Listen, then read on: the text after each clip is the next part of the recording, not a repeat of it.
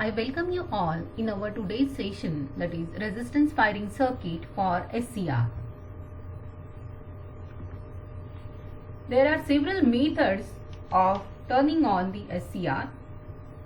These are nothing but the forward voltage triggering, dV by dt triggering, temperature triggering, light triggering and gate triggering method.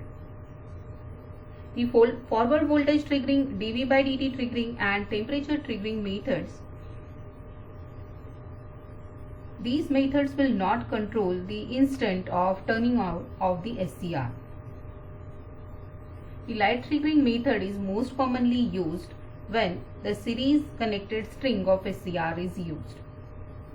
So out of all these methods, the gate triggering method is the most common method of turning on the SCR, because this method will turn on the SCR at the desired instant of time. Also, this gate triggering method is very efficient and reliable method. The different methods of gate triggering are resistance triggering, RC triggering and UJT triggering. So out of these triggering methods, today we are going to discuss about the resistance triggering method. So this is the basic circuit of resistance triggering. Here it consists of a voltage source Vs, that is Vm sin omega t. A load is connected in series with the voltage source and the voltage across this load is denoted as V0. Resistance R is the stabilizing resistance used here. The resistance R1 is used to control the gate current when the resistance R2 is equivalent to 0. Resistance R2 is a variable resistance used here. The voltage across the thyristor is denoted as Vt and the gate voltage is given as Vg. So a simple resistance triggering circuit is shown in the figure. A resistance R1 is used to limit the current through the gate of the SCR. So resistance R2 is a variable resistance which is added to the circuit to achieve the control over the triggering angle of the SCR. In case if resistance R2 is equivalent to 0, then the gate current may flow from the source through the load, then through the resistance R1, then through the diode D and gate to cathode. And this current should not exceed the maximum permissible current, that is IGM, which is a maximum permissible gate current. So to control the current or to limit the current through the gate, the resistance R1 is used here. The resistance R is a stabilizing resistance and the diode D is required to ensure that no negative voltage reaches the gate of the SCR. The resistance R should have such a value that the maximum voltage drop across the resistance does not exceed the maximum permissible gate voltage, which is denoted as VGM. The resistance R1 and R2 are large enough, so the gate trigger circuit draws a small current. The diode D allows the flow of current during positive half cycle only.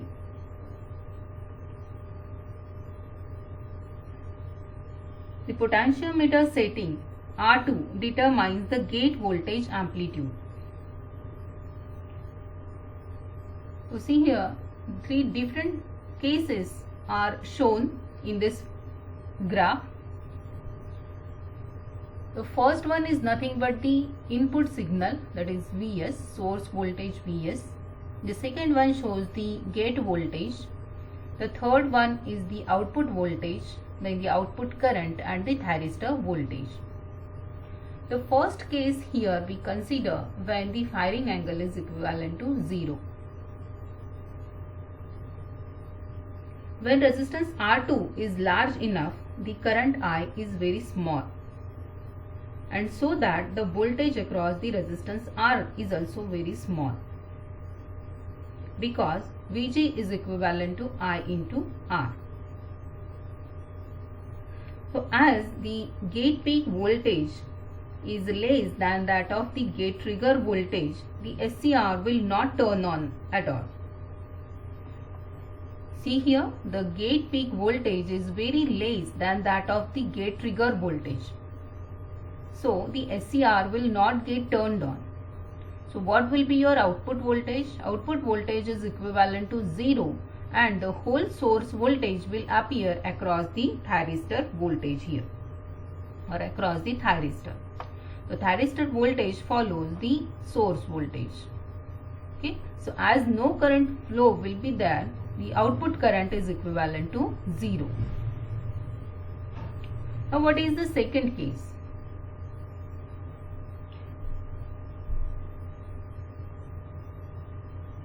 So here the R2 is adjusted such that the VGP is exactly equivalent to VGT. This will give the firing angle is equivalent to 90 degree. So at this instant, when VGP becomes equivalent to VGT, the gate trigger is applied at the gate terminal of the thyristor, and due to that the thyristor gets turned on. So as the thyristor gets turned on, the voltage drop across it will become equivalent to 0 after this, and output voltage, it is equivalent to now the source voltage. So this is the firing instant alpha. So alpha exactly appears at 90 degree, because we are here VGP is equivalent to VGT at the 90 degree. Okay, so here the maximum angle, firing angle alpha, is obtained at 90 degree.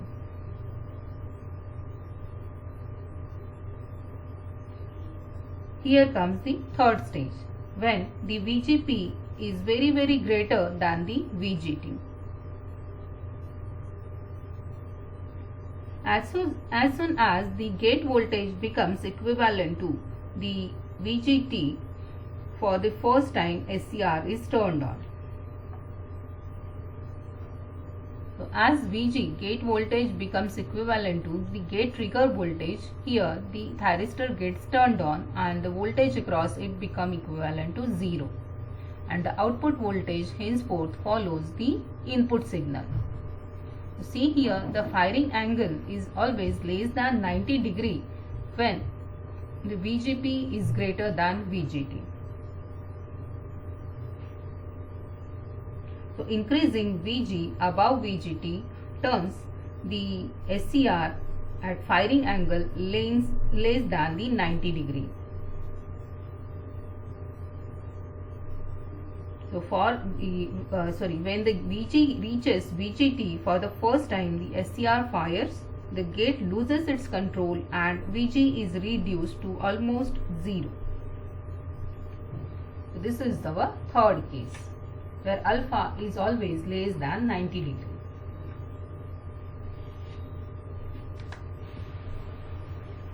These are the three cases described here.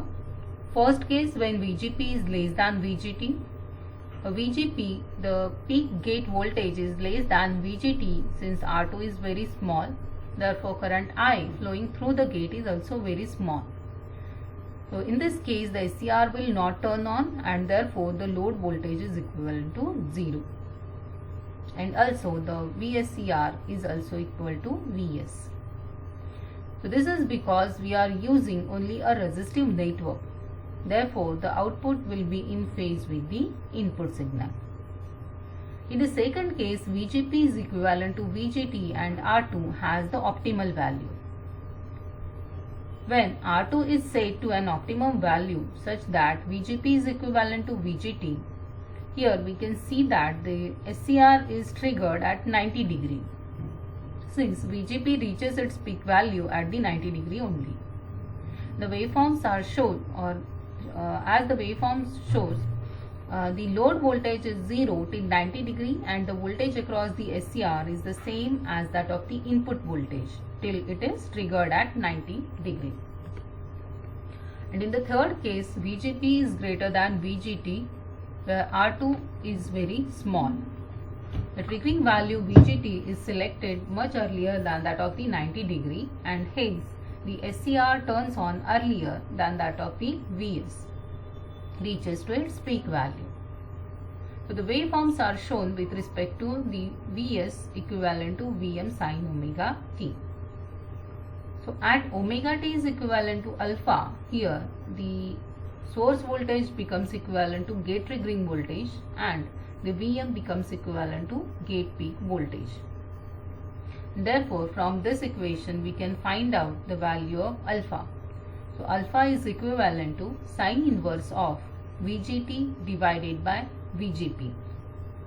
But we know that the gate peak voltage is equivalent to Vm into R divided by R1 plus R2 plus R. Replacing this value of VGP, we have the firing angle equation as alpha is equal to sine inverse of VGT into R1 plus R2 plus R divided by Vm into R. Here the VGT, R1 and R are constants, so the alpha is directly proportional to R2. So by varying the value of resistance R2, we can change the firing angle. But what is the drawback of this circuit? The firing angle can only be varied from 0 to 90 degree.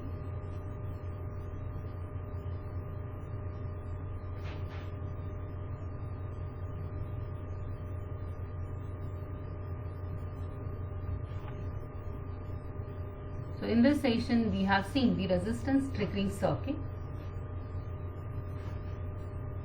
If you like this video, just press the like button and subscribe my YouTube channel. Thank you.